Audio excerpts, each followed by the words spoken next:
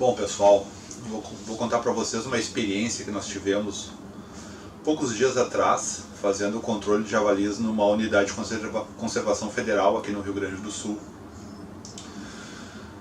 A gente teve um abate, conseguimos abater um cachaço grande, entre 130 e 150 quilos, que eu vou disponibilizar uma imagem, um take que eu fiz logo após o abate para vocês no final do vídeo. Mas o que a gente quer contar para vocês aqui são algumas peculiaridades que a gente encontra aqui na região, né? A gente faz esse controle, essa unidade de conservação fica nos campos de cima da serra, aqui no Rio Grande do Sul, uma parte alta do estado, bastante fria. A gente está no outono, mas mesmo assim faz bastante frio, temperaturas próximas de zero, às vezes até abaixo de zero. E nessa região existe uma diferença, existe uma peculiaridade, vamos colocar assim, que é a presença da safra do pinhão, né? E durante essa safra desse recurso natural, os javalis eles pouco se interessam por outros tipos de recurso, né? Então os cevadores eles acabam ficando ineficientes, inoperantes. Tu pode botar um saco de milho lá no local que os porcos pisoteiam por cima do milho, acabam não comendo, o milho acaba brotando, né? E as jaulas curral também, por consequência, a não ser que tu serve elas com pinhão, mas como é muito disponível esse recurso nas áreas onde tem, né, ele é abundante, os porcos acabam não acessando as jaulas. Então nesse período a gente tem que se valer de um outro tipo de método para o abate dos porcos, para fazer o controle dos porcos nessa unidade de conservação, que justamente é a busca ativa. Ou seja, o que seria a busca ativa? É a caça no sentido mais íntegro da palavra, vamos colocar assim, né? Ou seja, você no meio do mato procurando ativamente seu objetivo de caça, né? Espreitando, rastreando seu objetivo de caça. E nessa vez, dentro da busca ativa, a gente resolveu fazer dois tipos, né? A gente utilizou dois métodos de busca por porcos. Um que era de senta-espera, ou seja, onde alguns controladores ficaram nas partes onde tinham mais vestígios de porcos, né, nos passadores, fuçadas, áreas de alimentação, ficavam ali parados, esperando algum porco, algum grupo de porcos. E o outro método foi referente à busca mesmo, né, a busca ativa, né. Então saíam alguns controladores rastreando bandos de porcos ou porcos, para tentar o abate. Nesses dois métodos que a gente utilizou, disparado, o método de busca foi o mais efetivo. Nós tivemos 9 visualizações de porcos no total. Desse total, as 9 foram por busca ativa. E aí, o que a gente fez para ter um aproveitamento melhor desse método? A gente tomou algumas precauções que nos favoreceram bastante, porque é muito difícil tu conseguir uma aproximação num porco, principalmente numa área de floresta, como é nessa unidade de conservação, floresta ombrófila mista, com araucária, né? Sem que o porco te note e tu consiga chegar numa distância efetiva para um disparo seguro, para um disparo efetivo, né? Então o que a gente fez?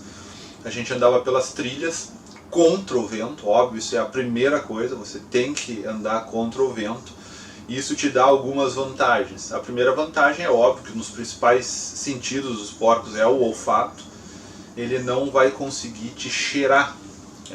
Só que ao mesmo tempo que ele não consegue te cheirar, tu consegue escutar os bandos de porcos, principalmente quando tem leitões, né? Então o vento traz essa informação para ti, assim como o cheiro também. Às vezes, dependendo do cachaço, o cheiro é muito forte. Você consegue também sentir o cheiro. Mas não só isso, o vento também, principalmente quando ocorrem rajadas, que foi esse caso, ele consegue disfarçar o teu som no meio do mato. Então, qual era uma atitude que a gente teve? Quando davam as rajadas de vento, a gente fazia o deslocamento. Então a gente se deslocava pelas trilhas quando estava ventando. Quando o vento parava, a gente parava também e escutava. Escutar é muito importante. Você às vezes acaba escutando um som bem fraco, mas consegue identificar, e se identificar como um de um porco, você consegue fazer a abordagem muito mais lento, muito mais pensado, imaginando percursos, saídas, corredores e tudo mais. Então quando ventava a gente se deslocava, mascarando o nosso som, né, levando o nosso som para longe com o vento contra, e quando parava de ventar a gente escutava. Isso foi muito bom, foi muito proveitoso, porque a gente conseguiu 9 visualizações de porcos, né? E dessas 9 a gente teve 4 interações, e dessas 4 interações a gente conseguiu ter um abate de um cachaço, como eu falei para vocês ali, entre 130 e 150 quilos.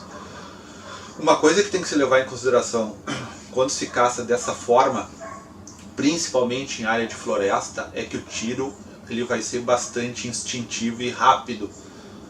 As aproximações acabam em algum momento fazendo com que o porco se desloque, ele vai te perceber em algum momento, e nessa fuga ele vai acabar cruzando pela estrada, ele vai acabar se revelando, às vezes até no meio do mato, e o tiro acaba sendo curto e instintivo.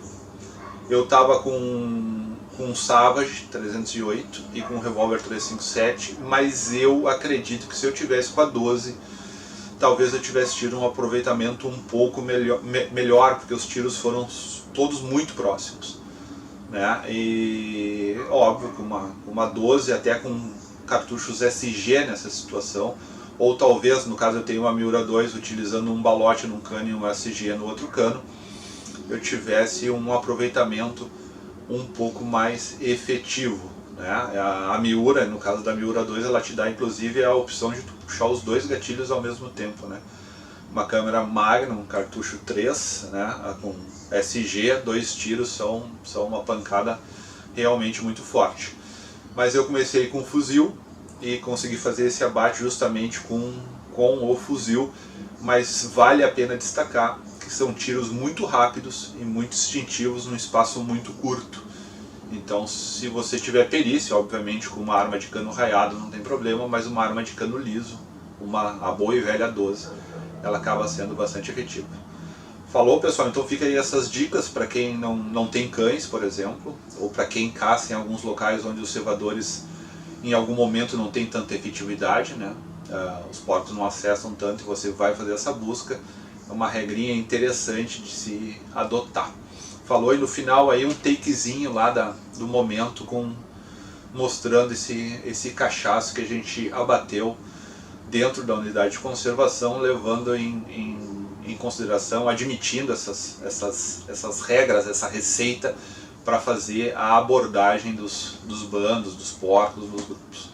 Qualquer coisa, coloquem as dúvidas aí embaixo, perguntas, sugestões, críticas, enfim, né, o espaço é de vocês, que a gente está à disposição para conversar. Forte abraço, até mais!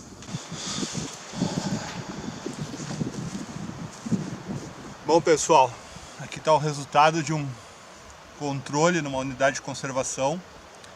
Essa é a época do pinhão nos campos de cima da serra, então os cevadores eles não funcionam tão bem como a gente gostaria, então a gente tem que aplicar um esforço bem maior de busca ativa, que no final das contas é recompensado.